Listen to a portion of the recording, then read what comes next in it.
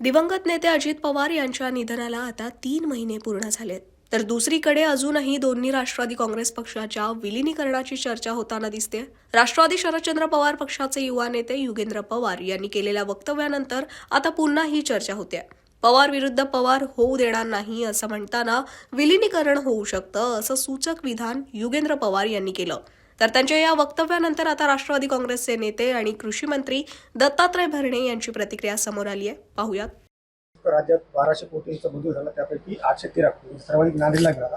प्रशासनाचा दावा असा आहे की जो पीक कापणी प्रयोग आहे तो यशस्वीपणे राबवला, त्यामुळे इतका मोठ्या प्रमाणामध्ये नांदेडला विमा मिळाला. शेवटी तुम्हाला माहिती आहे की आपल्याला आता सध्या पूर्वीचे ट्रिगर्स होते, आता ते ट्रिगर्स आपण आता पूर्वीच्या आणि आता आपण ते कमी केलेले आहेत.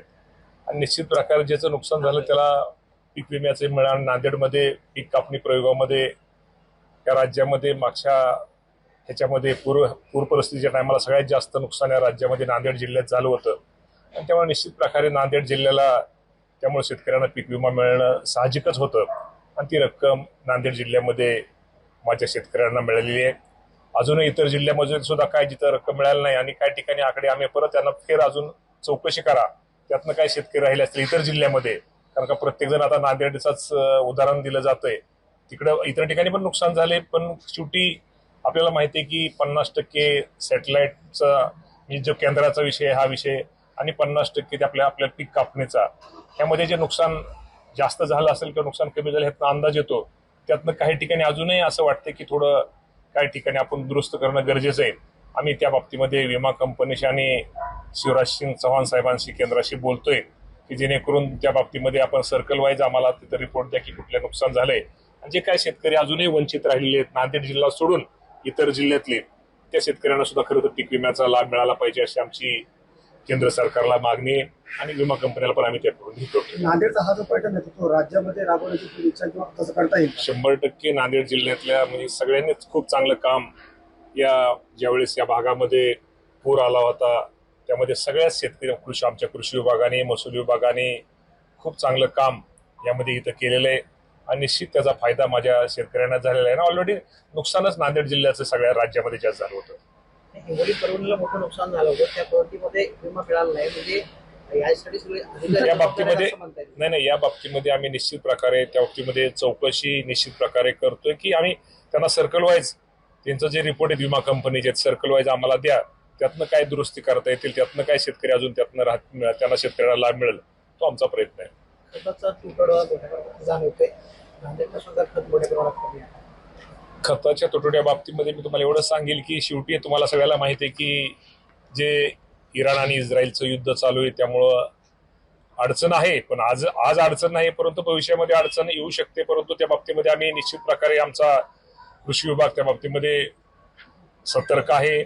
आपल्याला केंद्राने जे आवंटन मंजूर केलेलं आहे, आता आपण पहिला ह्याच्यामध्ये जर आपल्याला माल आलेला आहे आपण त्या बाबतीमध्ये अजूनही त्या आवंटनात बाकीचे दुसरा जे आपल्याला येणं गरजेचं येणं जे आपली सरकारच्या बाबतीत आवंटन मंजूर येणार आहे त्या बाबतीमध्ये आपण आशावादी आहोत की आपल्याला निश्चित प्रकारे खताच्या बाबतीत तूट भासणार नाही. खरीपाच्या अनुषंगाने काही राज्यामध्ये काही आढावा घेतला? खरीपाच्या अनुषंगाने निश्चित प्रकारे आम्ही आढावा घेतोय की ह्या वर्षी आपल्याला किती बियाण्याच्या बाबतीमध्ये असेल, खताच्या बाबतीमध्ये असेल, पाण्याच्या बाबतीमध्ये असेल, काय केलं पाहिजे, कुठल्या उपाययोजना केल्या पाहिजे त्या बाबतीमध्ये राज्य सरकार काळजी घेते. आणि आपल्याला माहिती आहे खरीप हंगाम हा आपला मोठा हंगाम असतो, त्यामध्ये जी पिकं असतात निश्चित प्रकारे चांगलं शेतकऱ्यांना बियाणं चांगलं त्यांना दर्जेदार मिळालं पाहिजे, त्यामध्ये कुठल्या शेतकऱ्याची फसवणूक झाली नाही पाहिजे. आणि त्या बाबतीत आम्ही असा करतो की एल निनोमुळे आपल्याला पाहते की ह्या वर्षी पाऊस थोडा कमी पडतोय असा हवामान विभागाचा अंदाज आहे. त्यामुळे दुबार पेरणीला जरी उद्या बियाण्याची गरज आली तेही आपण तयारी करतोय. पीक कर्जाच्या बाबतीमध्ये शेतकऱ्यांचा अनुभव असा खूप टाळाटाळ केली जाते, बँकांकडून खूप सतवलं जातं, म्हणजे वेळेत पीक कर्ज मिळत नाहीये.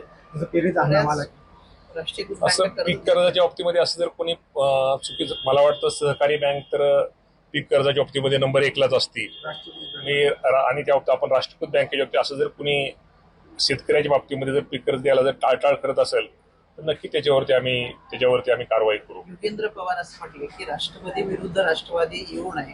अजित पवार दादांची इच्छा होती की दोन्ही राष्ट्रवादी एकत्र आल्या पाहिजे आणि ते येतील, पण या संदर्भातला निर्णय जे आहे ते वरिष्ठ घेतील. तुम्हाला काय वाटतं? आता या बाबतीमध्ये आमच्या प्रमुख सुनेत्रा वहिनी पवार आहेत, या बाबतीमध्ये मी बोलणं उचित नाहीये. या बाबतीमध्ये सुनित्रा वहिनींना जर आपण या बाबतीमध्ये विचारलं तर बरं होईल. यावेळी तुम्हाला काय वैयक्तिक काय वाटतं दादांच्या माझ्या दादांची वैयक्तिक इच्छा वैयक्तिक होती वाटण्यापेक्षा शेवटी ह्या ज्या गोष्टी त्या प्रामुख्याने गोष्टी बोलणं गरजेचं आहे. आमच्या लेवलच्या गोष्टी आम्ही बोलणं बरोबर आहे. वरिष्ठांच्या लेवलच्या वरिष्ठांच्या निर्णयात जो असतो तो वरिष्ठांचा निर्णय असतो. त्यांच्या निर्णयात आम्ही आमच्यासारख्यांनी जास्त बोलून कुठेतरी तुमच्या समोर येऊन काहीतरी ब्रेकिंग न्यूज देऊ नये. शेतकरी नेते बच्चू कडूंचा पक्ष प्रवेश झाला शिवसेनेमध्ये हा. काय वाटतं तुम्हाला? बच्चू कडू आमचे मित्र आहेत. आनंद आहे. महायुतीमध्ये बच्चू भाऊंसारखा अनुभवी नेत्याचा निश्चित आम्हा सर्वांना सरकारला त्यांच्या अनुभवाचा त्यांच्या कामाचा फायदा होईल. त्यांच्यावर कारवाई होणार होती म्हणून ते तिकडे शिंदेकडे गेले असे की भाजपच्या आमदारांनी म्हटलं. बच्चू भाऊ कुठलीही कारवाई नव्हती. बच्चू भाऊ हे एक वेगळे लीडर आहेत, डॅशिंग लीडर आहेत. त्यामुळे बच्चू भाऊ हा बच्चू भाऊच आहेत आणि ते आमचे मित्र आहेत. त्यामुळं निश्चित त्यांचा येण्यानं आमच्या माहितीला फायदाच होईल.